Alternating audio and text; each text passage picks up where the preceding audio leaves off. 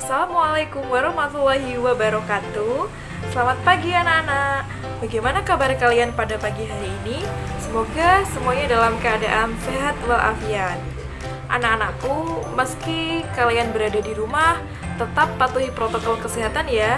Jangan lupa mencuci tangan, memakai masker, dan menjaga jarak. Meskipun terhalang oleh pandemi COVID-19, tentunya kita harus tetap semangat belajar di rumah. Kali ini sudah siap menerima pembelajaran dari Bu Meis? Yuk kita simak materinya. Assalamualaikum. Hari ini kita akan belajar tentang tema 1, selamatkan makhluk hidup. Subtema 1, tumbuhan sahabatku. Pembelajaran 1.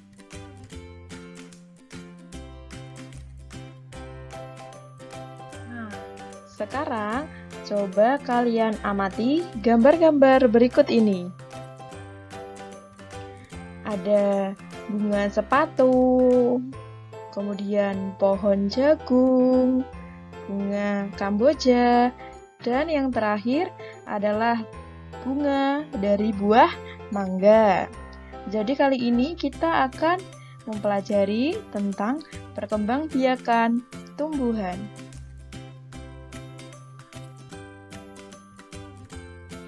Kali ini kita akan membahas tentang perkembangbiakan jagung. Coba kalian amati gambar pohon jagung berikut ini. Bunga jagung memiliki helai-helai rambut halus pada bagian ujungnya. Nah, pada helai-helai rambut tersebut terdapat tepung sari. Apa namanya? Tepung sari. Tepung sari dapat tertiup angin dan sebagian jatuh ke kepala putik yang terletak di bagian bawah bunga pada pohon jagung yang lain. Nah, ketika itulah terjadi proses pembuahan. Setelah terjadi pembuahan, bunga jagung akan terus berkembang sampai menjadi buah jagung.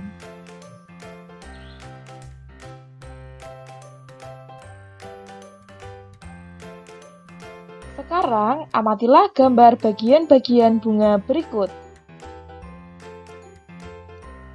Perkembangbiakan generatif atau secara kawin terjadi melalui proses penyerbukan dan pembuahan. Nah, perkembangbiakan generatif pada tumbuhan diawali dengan penyerbukan, yaitu melekatnya serbuk sari ke kepala putik. Pada serbuk sari, tumbuh bulu serbuk sari yang menuju ruang bakal biji. Di dalam ruang bakal biji, terjadi pembuahan, di mana peleburan serbuk sari dengan kepala putik. Hasil pembuahan biasanya berupa zigot. Zigot akan menjadi lembaga, lembaga menjadi bakal biji akan menjadi bakal buah, dan yang terakhir akan menjadi daging buah. Beberapa contoh tumbuhan yang berkembang biak secara generatif adalah padi, mangga, durian, jambu, dan jagung. Sekarang kalian coba amati gambar bunga berikut ini. Bunga tidak hanya tumbuh di negara Indonesia, tetapi bunga juga dapat ditemukan di negara-negara lain di dunia. Misalnya, bunga sepatu. Bunga sepatu dapat ditemukan di negara Indonesia dan Malaysia. Dinamakan sebagai bunga raya dan merupakan bunga nasional. Selanjutnya adalah bunga kamboja yang biasa tumbuh di negara Indonesia dan di Laos. Bunga kamboja disebut juga sebagai dor kampa. Digunakan sebagai dekorasi upacara dalam keagamaan atau sebagai penyambutan tamu.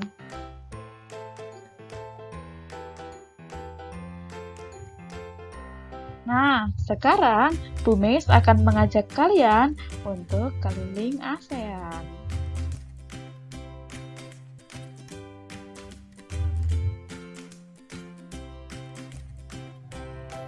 Tahukah kalian bahwa ASEAN terdiri dari 10 negara? Apa saja?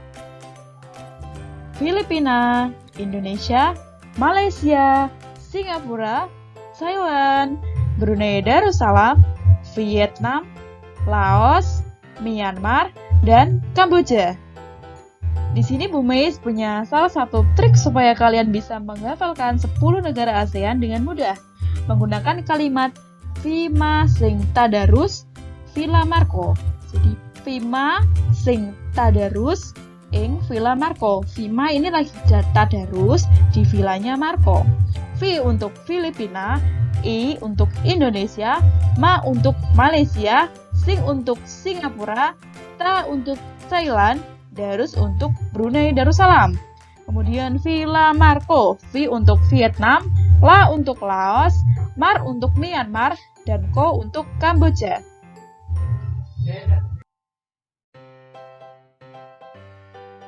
Kira-kira seperti apa ya kehidupan sosial dan budaya masyarakat-masyarakat ASEAN? Yuk kita ke Brunei Darussalam. Di Brunei Darussalam terdapat Kampung Anyer atau Desa Terapung, di mana desa tersebut berada di atas air. Mayoritas orang Brunei Darussalam beragama Islam dan penduduknya adalah orang Melayu. Lanjut ke Malaysia. Di Malaysia terdapat patung dewa yang sangat besar, namanya Patung Dewa Murungga. Ukurannya mencapai 42,7 meter. Di Malaysia terdapat kota Georgetown yang sudah terdaftar di UNESCO. Di sana, kaum utamanya adalah Melayu, Cina, dan India. Di Malaysia punya makanan khas, namanya nasi lemak. Yang nonton Upin Ipin pasti tahu ya.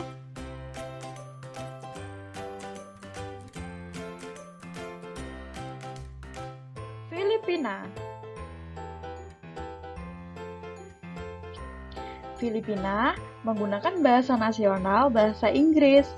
Nah, Filipina memiliki tarian khas namanya tarian tinikling yang menceritakan burung tinikling berjalan melompat menghindari perangkap petani yang terbuat dari bambu. Kamboja. Di Kamboja terdapat tarian yang dinamakan tari Aspara. Di negara Kamboja juga terdapat banyak candi dari batu. Di Kamboja terdapat makanan khas yang namanya cha atau artinya tumisan.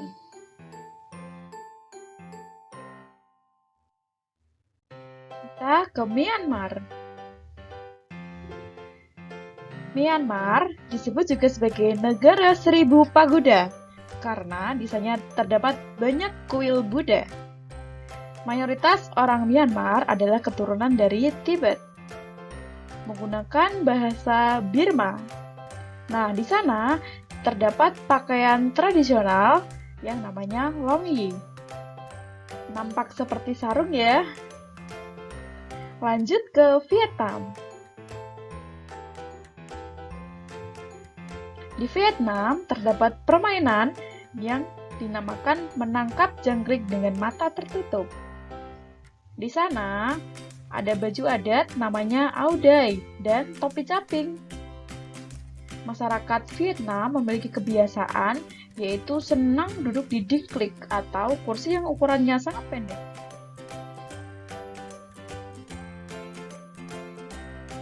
Kita ke Laos.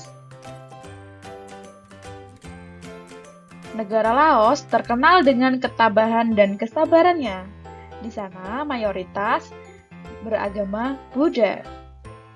Terdapat upacara yang sakral di negara Laos namanya Saibat. Upacara tersebut merupakan upacara sedekah massal kepada masyarakat yang membutuhkan. Lanjut ke Singapura.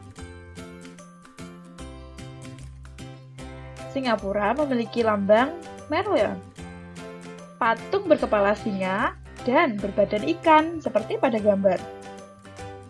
Di Singapura memiliki budaya jalan kaki, jadi kemana-mana masyarakat Singapura lebih memilih jalan kaki daripada menggunakan alat transportasi.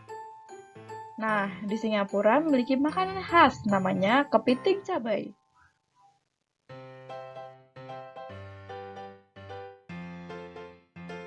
Terakhir, kita ke Thailand.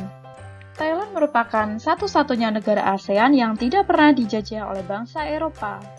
Di Thailand, terdapat tradisi minum teh dengan bangsa Indonesia. Teh dengan susu dan rempah-rempah biasanya disebut Thai iced tea atau Thai tea. Terima kasih. Sampai jumpa di video selanjutnya. Wassalamualaikum warahmatullahi wabarakatuh.